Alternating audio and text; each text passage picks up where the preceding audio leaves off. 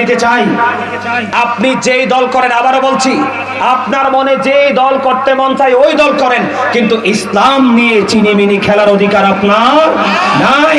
যদি ইসলামী ধর্মীয় অনুভূতিতে আঘাত দিয়ে আপনারা রাজনীতি করতে চান, তাহলে এই দেশের জনগণ আপনাকে ছাড় দিবে না। ঠিক কিনা বলেন? সবাই হাত উঠাইয়া বলেন, আরো জোরে সবাই হাত তুলে দেখান, আমরা কি একমত? আরো জোরে বলেন, হাত নামান। মাজার ভাঙ্গার ইখতিয়ার আছে? আরো জোরে বলেন, মাজার ভাঙ্গার ইখতিয়ার আছে? এদিকে তাকান। এই হাদিস শরীফের মধ্যে এসেছে, আমি গাজী সুলাইমান বানায়ে কথা বলার লোক না।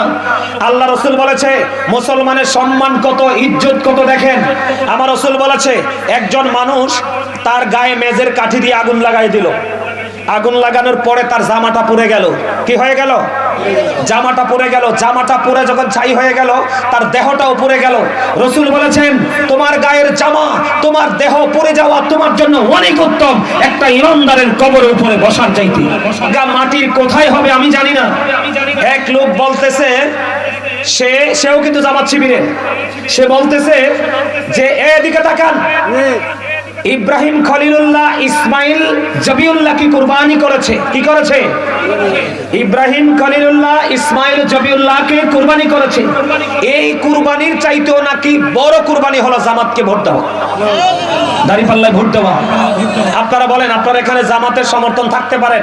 আপনারা যদি জামাতের সমর্থক এখানে থাকেন, আমি আপনাদেরকে শ্রদ্ধার সাথে বলছি, ভাই আপনি বলেন এই কথা কি আপনি মানবেন?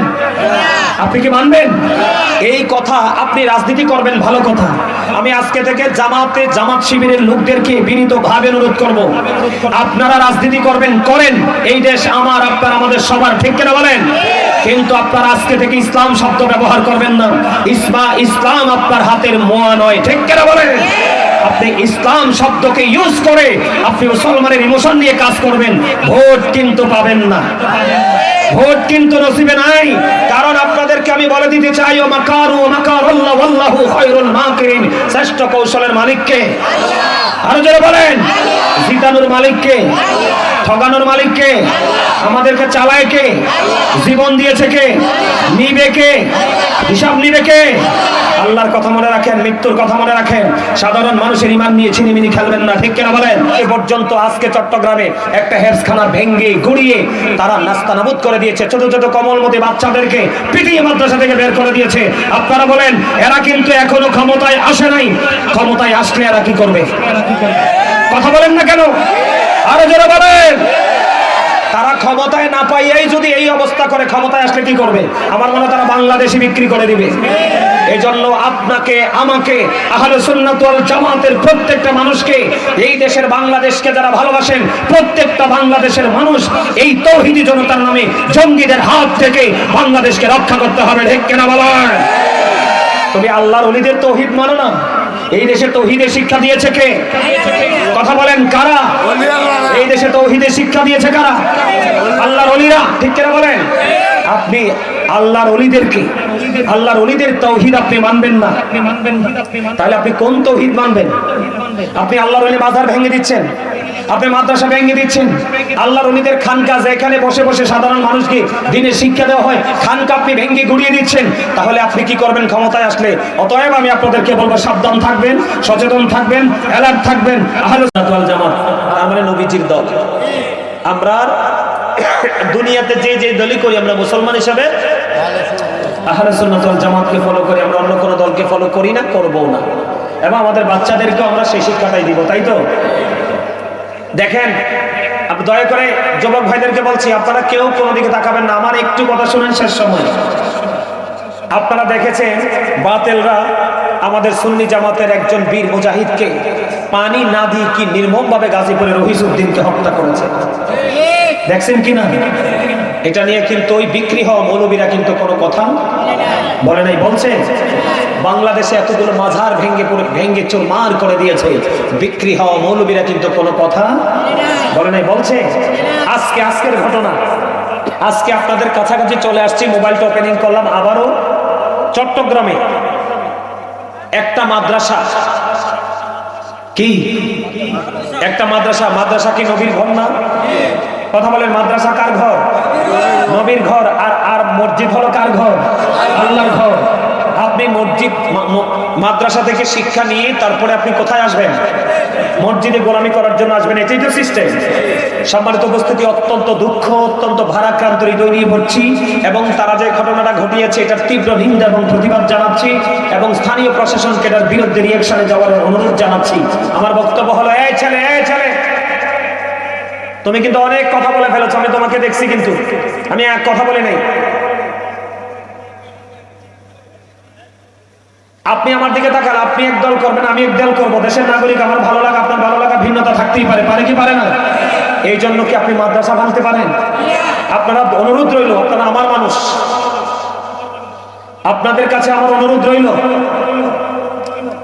আপনারা, আবারও বলছি, আপনারা আমার মানুষ। এই তোর মোবাইল করে কথা যে বলতেছি, তোরা ইশারা দিছি, এদিক খুললি কেন? আমার দিকে তাকান। হ্যাঁ, মিডিয়া কাজ করতেছে, সে সবগুলো কভার করবে না। এই ওয়াজের চাইতে এই মুহূর্তে এই বক্তব্যগুলো অনলাইনে দেওয়া বেশি জরুরি, আপনারা কি মনে করেন? এদিকে তাকান। আজকে চট্টগ্রামের মতো জায়গায় মাদ্রাসা হেফজখানা, মাদ্রাসার বাচ্চাগুলোকে পিটাইয়া বের করে দিয়ে মাদ্রাসাটাকে একবারে ভেঙ্গে চুরে কুবি একবারে নাস্তা নাবুদ করে দিয়েছে। জোরে কর নাউজুবিল্লাহ, আরো জোরে কর নাউজুবিল্লাহ। আমাদের শত্রু হলো বাতিলরা। কারা? আমাদের আল্লামা শহীদ নুরুল ইসলাম ফারুকী কতল করেছে ঘরে, এই বাতিলরা, ঠিক কিনা বলেন? আমার ভাই রহিজউদ্দিনকে কতল করেছে এই বাতিলরা, ঠিক কিনা বলেন? বাংলাদেশে 5ই আগস্ট হাসিনা, শেখ হাসিনা যখন ক্ষমতায় ছিল, ক্ষমতা থাকার পরে কিন্তু মাজার, মসজিদ, মাদ্রাসা তারা হামলা করার কোনো সুযোগ পায় নাই। হাসিনা নামার সাথে সাথেই প্রত্যেকটা মাজারকে ভেঙে দেওয়ার চেষ্টা করেছে এবং মাজার থেকে লাশের হাড্ডিগুড্ডি তুলে নিয়ে গেছে। এবং আমি দেখছি শরীয়তপুরে এক মাদ্রাসা মাজারের মধ্যে রোজার মাঝখানে আগুন ধরিয়ে দিয়েছে। আজকে পর্যন্ত, আজকে চট্টগ্রামে একটা হেফজখানা ভেঙে গুড়িয়ে তারা নাস্তানাবুদ করে দিয়েছে। ছোট ছোট কমলমতি বাচ্চাদেরকে পিটিয়ে মাদ্রাসা থেকে বের করে দিয়েছে।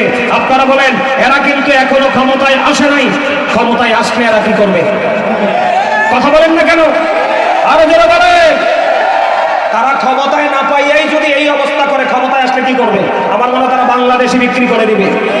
এই জন্য আপনাকে, আমাকে, আহলে সুন্নাত ওয়াল জামাতের প্রত্যেকটা মানুষকে, এই দেশের বাংলাদেশকে যারা ভালোবাসেন, প্রত্যেকটা বাংলাদেশের মানুষ এই তৌহিদি জনতার নামে জঙ্গিদের হাত থেকে বাংলাদেশকে রক্ষা করতে হবে, ঠিক কিনা বলেন? তুমি আল্লাহর ওলিদের তৌহিদ মানো না? এই দেশে তৌহিদের শিক্ষা দিয়েছে কে? কথা বলেন, কারা? এই দেশে তৌহিদের শিক্ষা দিয়েছে কারা? আল্লাহর ওলিরা, ঠিক কিনা বলেন? আপনি আল্লাহর ওলিদেরকে, আল্লাহর ওলিদের তৌহিদ আপনি মানবেন না, তাহলে আপনি কোন তৌহিদ মানবেন? আপনি আল্লাহর ওলি মাজার ভেঙে দিচ্ছেন, আপনি মাদ্রাসা ভেঙে দিচ্ছেন, আল্লাহর ওলিদের খানকা যেখানে বসে বসে সাধারণ মানুষকে দিনের শিক্ষা দেওয়া হয়, খানকা আপনি ভেঙে গুড়িয়ে দিচ্ছেন। তাহলে আপনি কি করবেন ক্ষমতায় আসলে? অতএব আমি আপনাদেরকে বলবো, সাবধান থাকবেন, সচেতন থাকবেন, অ্যালার্ট থাকবেন। আহলে সুন্নাত ওয়াল জামাতের অন্তর্ভুক্ত সবাইকে বলি, ঐক্যবদ্ধ থাকবেন। দেশের স্বাধীন সার্বভৌম দেশের রক্ষার্থে আমরা সবাই গুরুত্বপূর্ণ ভূমিকা রাখবো, ঠিক কিনা বলেন? সবার উপস্থিতি, আওয়ামী লীগ যারা করেছে সবাই কি খারাপ? কথা বলেন। বিএনপি যারা করছে তারা কি সবাই খারাপ? গতকালকে দেখছেননি, গত 2 দিন আগে বিএনপির এক যুবদল নেতাকে কিভাবে গুলি করে মারছে? কয়দিন আগে দেখছেননি হাদিকে কিভাবে গুলি করে মারছে? এরা কারা? কথা বলেন না কেন? উগ্র জঙ্গি গোষ্ঠী না? মারছে কিনা? কথা বলেন। আজকে যদি আপনি সচেতন না হন, সজাগ না হন, কালকে আপনার ছেলেকেও মারবে ওরা। কথা বলেন, আমার কথা বুঝতে পেরেছেন? কালকে এরা আপনার সন্তানকেও কি করবে? কথা বলেন না কেন? তারা কালকে আপনার সন্তানকেও মারবে, ঠিক কিনা বলেন? আরো জোরে। সম্মানিত উপস্থিতি, গতকালকে দেখলাম ঢাকা বিশ্ববিদ্যালয়ের একজন টিচারকে, কাকে? টিচারকে কিভাবে নির্মমভাবে টেনে হেসড়ে চেঁচিয়ে তারা নিয়ে বন্দী করে রাখছে। নাউজুবিল্লাহ বলেন। তো সম্মানিত উপস্থিতি, এইভাবে চলতে পারেন একটা দেশ? আমরা সবাই সচেতন থাকবো, আমরা সবাই অ্যালার্ট থাকবো। আল্লাহ যেন আমাদেরকে বিবেক বিবেচনা নিয়ে পথ চলার তৌফিক দান করে। আমার দিকে তাকান। এই আওয়ামী লীগ ক্ষমতায় দীর্ঘদিন ছিল, এই দেশে কি মানুষ ধর্মের চর্চা করে নাই? করছে। এরা কি কোনো মাজার ভাঙছে? আলেমদের কি পিটাইছে? বিএনপি কি এর আগে ক্ষমতায় ছিল না? বিএনপির আমলে কি বাংলাদেশে কোনো মাজার ভাঙছে? কথা বলেন না কেন? তাহলে আপনি কি বুঝেন এখন? বিএনপির আমলেও মাজার ভাঙে নাই, আওয়ামী লীগের আমলেও মাজার ভাঙে নাই। ভাঙছে নিরপেক্ষ সময় আইসা, যে সময় কেউ ক্ষমতা নাই, তাহলে বাংলাদেশে তারা উগ্র এবং জঙ্গি গোষ্ঠী, ঠিক কিনা বলেন? তারা ধর্মকে, লেবাসকে, ধর্মকে ব্যবহার করে তারা সারা পৃথিবীর মানুষের কাছে মুসলমানকে জঙ্গি হিসাবে পরিচয় করিয়ে দিচ্ছে। কথা বলেন। আল্লাহ যেন আমাদের সবাইকে সচেতনভাবে চলার তৌফিক দান করে, সকলে বলুন আমিন। একটা ভিডিও সামনে চলে আসলো, ক্লিক করলাম, করার পরে দেখতে পাচ্ছি এখন আমাদের দেশে এই বছর একটা প্রতীক নিয়ে কিছু লোক মাথাচাড়া দিয়েছে, সেটার নাম হলো দাঁড়িপাল্লা। আমার কথা কয় না? আছে না নাই? আছে না নাই? এই দলটা কোন দল? এই কি, এদেরকে জামাতি ইসলামী বলা যাবে না, কারণ এদের মধ্যে জামাতি ইসলামী বলা যাবে না, এদেরকে জামাত শিবির বলবেন। জামাতি ইসলামী এদেরকে বলা যাবে না, কারণ এদের মধ্যে ইসলামের ন্যূনতম জ্ঞান নেই। আমাদেরকে থাকার, আমি বলি আপনারা, এটি আমার কথা না, আমি আপনাদের ঈমান বাঁচানোর জন্য বলছি। এখানে দল, আমি রাজনীতি করি না, আমার জীবনে কোনো রাজনীতি দলের সাথে আমার সম্পৃক্ততা নাই, কিন্তু এখন এমন এক পরীক্ষার মধ্যে আইসা পড়ছি, আমার মনে হয় জ্বলন্ত আগুনটা হাতে রাখতে সম্ভব হবে, কিন্তু ঈমানটা রাখতে পারবো না। আপনি দেখেন, আমি বলি, যিনি অন্যায় করে এবং যিনি অন্যায় সহ্য করে, দুজনই সেম টু সেম। আমার কথা কি আপনার একমত? আমাকে নিয়ে কমেন্টস করবেন, আপনি ভালো করতে পারবেন, খারাপও বলতে পারবেন, আমাকে গালি দিবেন, আমি মেনে নিব, কোনো সমস্যা নাই। তবে আপনাদের কাছে হাত জোর করে অনুরোধ, আপনারা শুধু কথাগুলো একটু খেয়াল করেন। মুসলমানের রোজা আর হিন্দুদের পূজা কি এক হতে পারে? একজন ব্যারিস্টার শিশির মনিক, সে রোজা আর পূজাকে এক করেছে, নাউজুবিল্লাহ বলেন। আজান আর হিন্দুদের অনুধ্বনিকে এক করেছে, নাউজুবিল্লাহ বলেন। সে মুসলমান এবং বিধর্মীকে মুদ্রার এপিটুপিট বলেছে, যেরকম নাউজুবিল্লাহ। তাদের হাই কমান্ড থেকে কোনো প্রতিবাদ নাই।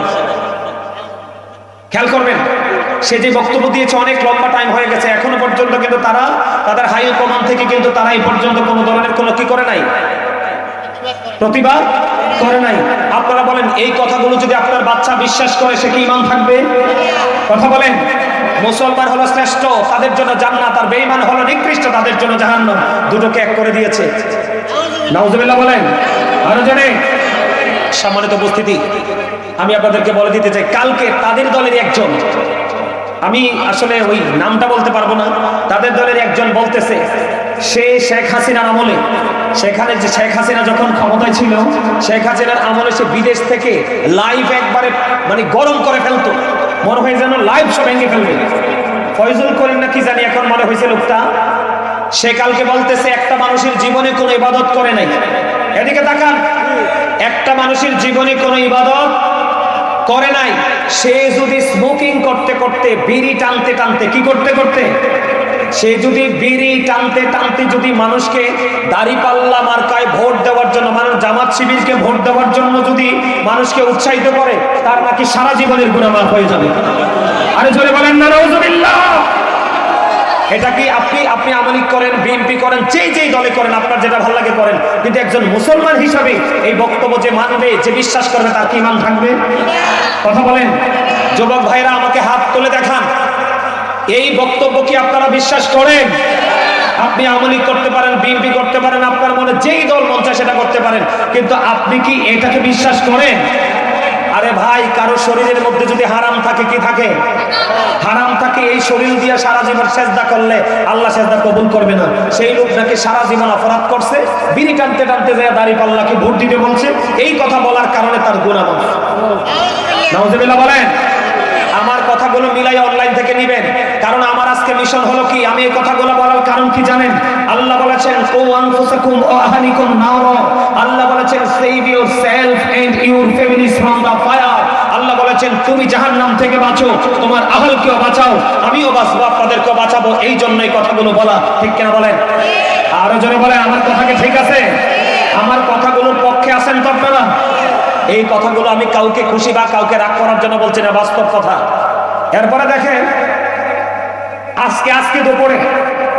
আজকে দুপুর বেলায় দিকে তাকান, আজকে দুপুর বেলা আমি শুয়ে আছি, জোহরের নামাজ পড়ে শুয়েছি, শোয়ার পরে দেখি এটার জবাব দিতেছে এনায়েতুল্লাহ, ডক্টর এনায়েতুল্লাহ বাজি সাহেব। হঠাৎ করে ভিডিওটা আমার সামনে আসলো, ক্লিক করলাম। বিশ্বাস করেন, এদের জায়গা মাটির কোথায় হবে আমি জানি না। এক লোক বলতেছে সেও কিন্তু জামাত শিবিরে। সে বলতেছে যে এদিকে তাকান, ইব্রাহিম খলিলুল্লাহ ইসমাইল জবিউল্লাহ কি কুরবানি করেছে। কি করেছে? ইব্রাহিম খলিলুল্লাহ ইসমাইল জবিউল্লাহকে কুরবানি করেছে। এই কুরবানির চাইতেও নাকি বড় কুরবানি হলো জামাতকে ভোট দেওয়া, দাঁড়িপাল্লায় ভোট দেওয়া। আপনারা বলেন, আপনারা এখানে জামাতের সমর্থন থাকতে পারেন। আপনারা যদি জামাতের সমর্থক এখানে থাকেন, আমি আপনাদেরকে শ্রদ্ধার সাথে বলছি, ভাই আপনি বলেন এই কথা কি আপনি মানবেন? আপনি কি মানবেন এই কথা? আপনি রাজনীতি করবেন, ভালো কথা। আমি আজকে থেকে জামাত শিবিরের লোকদেরকে বিনীতভাবে অনুরোধ করব, আপনারা রাজনীতি করবেন, করেন। এই দেশ আমার, আপনার, আমাদের সবার, ঠিক কিনা বলেন? কিন্তু আপনারা আজকে থেকে ইসলাম শব্দ ব্যবহার করবেন না। ইসলাম আপনার হাতের মোয়া নয়, ঠিক কিনা বলেন? আপনি ইসলাম শব্দকে ইউজ করে আপনি মুসলমানের ইমোশন নিয়ে কাজ করবেন, ভোট কিন্তু পাবেন না, ভোট কিন্তু নসিবে নাই। কারণ আপনাদেরকে আমি বলে দিতে চাই, ও মাকারু মাকারাল্লাহ ওয়াল্লাহু খায়রুল মাকিরিন। শ্রেষ্ঠ কৌশলের মালিককে, আরো জোরে বলেন, জিতানোর মালিককে, ঠকানোর মালিককে, আমাদেরকে চালায় কে, জীবন দিয়েছে কে, নিবে কে, হিসাব নিবে কে? আল্লাহর কথা মনে রাখেন, মৃত্যুর কথা মনে রাখেন। সাধারণ মানুষের ঈমান নিয়ে ছিনিমিনি খেলবেন না, ঠিক কিনা বলেন? আপনারা আমার সাথে একমত? এই কথাগুলোকে আবার আরেকটা আছে, ওই যে কুষ্টিয়া একটা পাগল স্টুপিড আমির হামজা, এটাই ওই দিন বলতেছে দাঁড়িপাল্লায় একটা ভোট দেওয়া 18 কোটি মানুষের নামাজের সওয়াব নাকি মিলে যাবে।